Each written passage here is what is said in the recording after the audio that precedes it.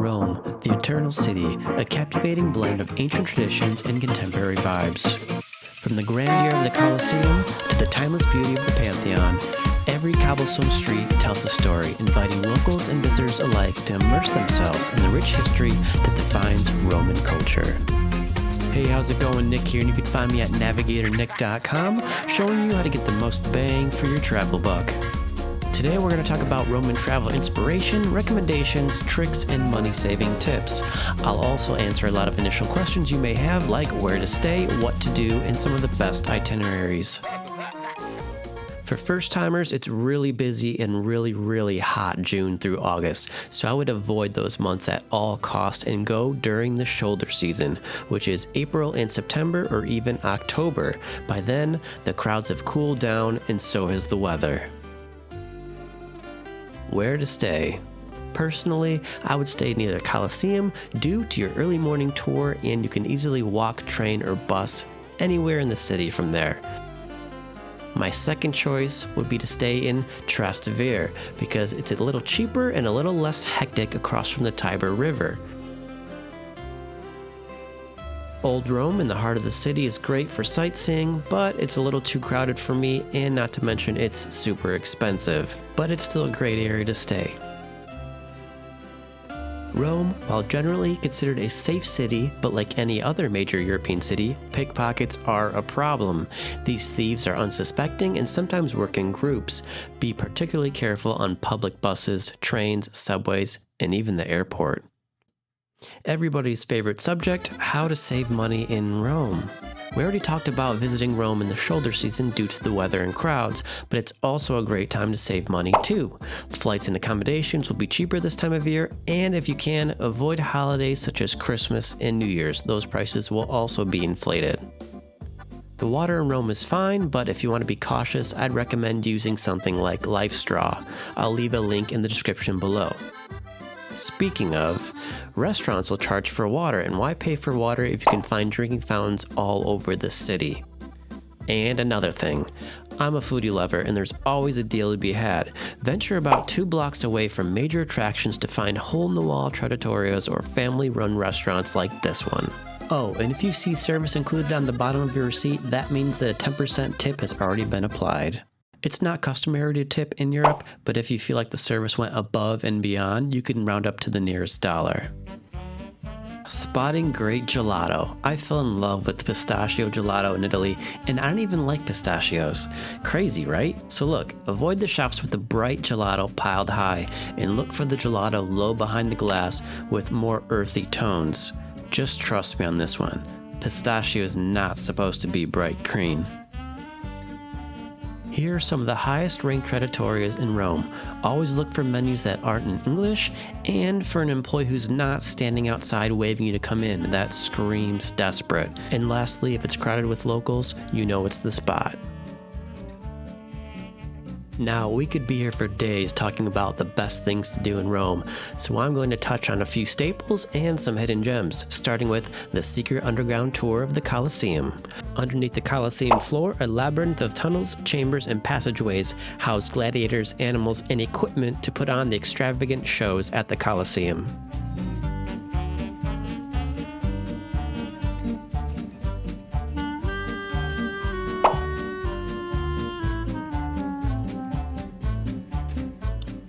The underground Colosseum tour is by far my favorite in Rome because you've experienced something that not a lot of other people can.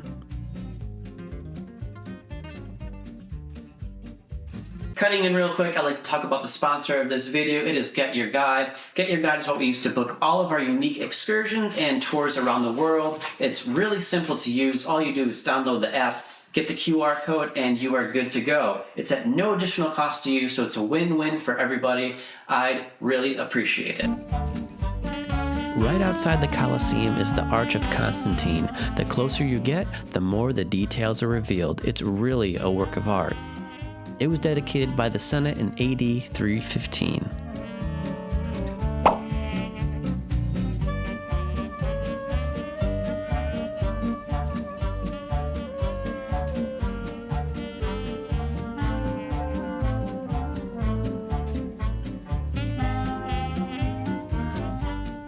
They say that the Pantheon is the most beautiful relic from ancient Rome.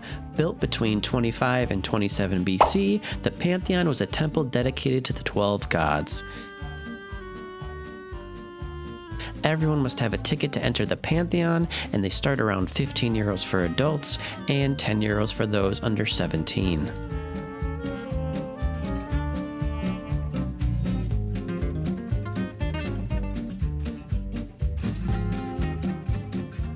When in Italy, what better to do than go on a food tour?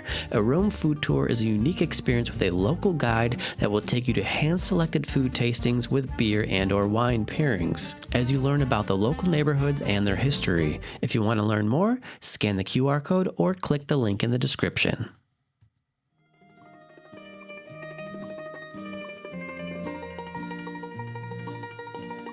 Another iconic spot in Rome is the Trevi Fountain.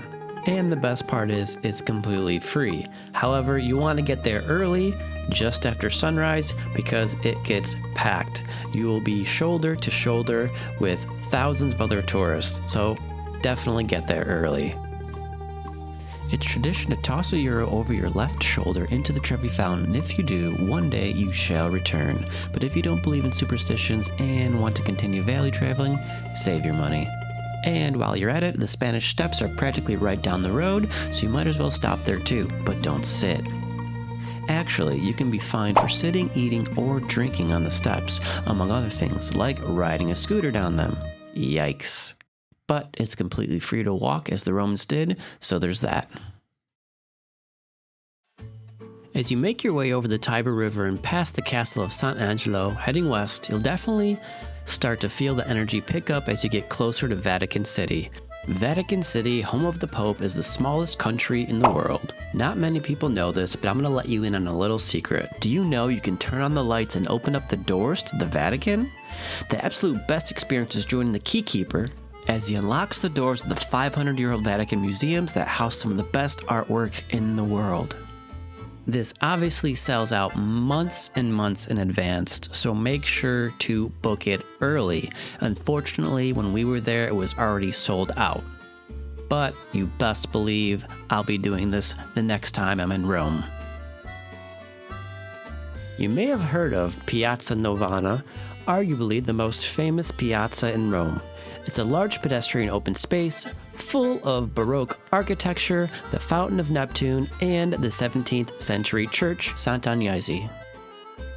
Oh, and it's great for grabbing a gelato, walking around, and people watching.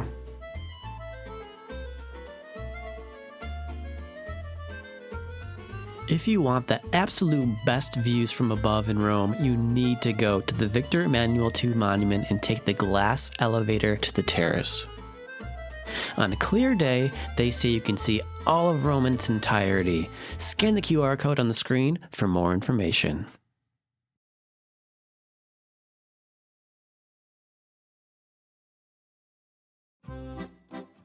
If you've had enough of the organized chaos that is Rome and need a break from the city, here are some wonderful options. The first one I can recommend is a day trip through Tuscany to Montepulciano.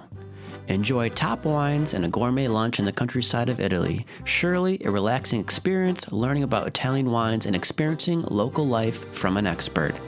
For more information, check out the Rome travel guide in the description below.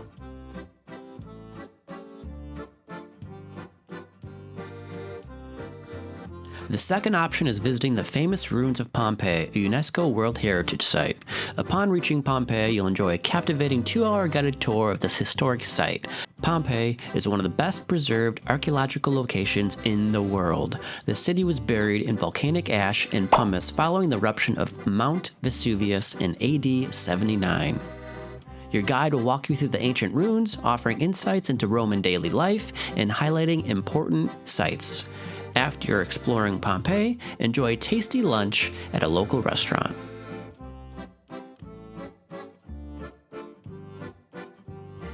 Last but not least is a day trip from Rome to the Amalfi Coast, arguably one of the most famous coastlines in the world. Enjoy the views, explore local shops, and marvel at the stunning architecture. You'll have roughly 2.5 hours to roam around Positano and an hour and a half to visit Amalfi. scan the QR code or click the link in the description for more information.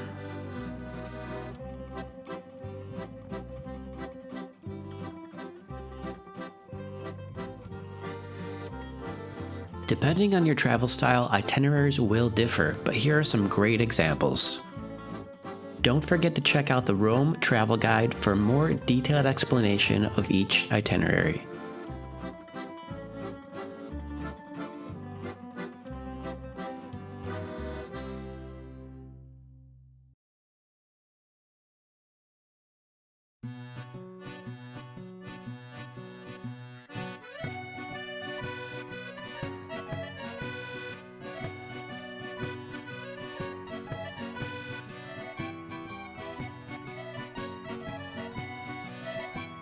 At least 6 months before your departure, make sure your ID, passport, and other necessary documents are in order.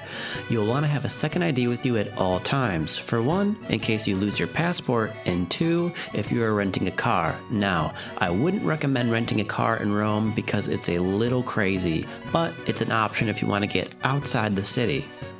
Applying for or renewing a passport typically takes 6 to 8 weeks, sometimes longer, so make sure to apply or renew months before your trip. Information on how to do this is on my website, navigatornick.com.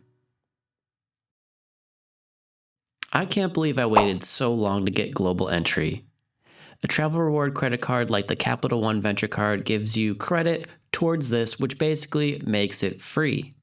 Before you apply, give yourself a few weeks to fill out the online application and visit an enrollment center for fingerprinting and an ID check. And then once approved, your status lasts for 5 years. Most interviews last about 5 minutes. It's super easy. A quick note, you must already possess a valid US passport for global entry.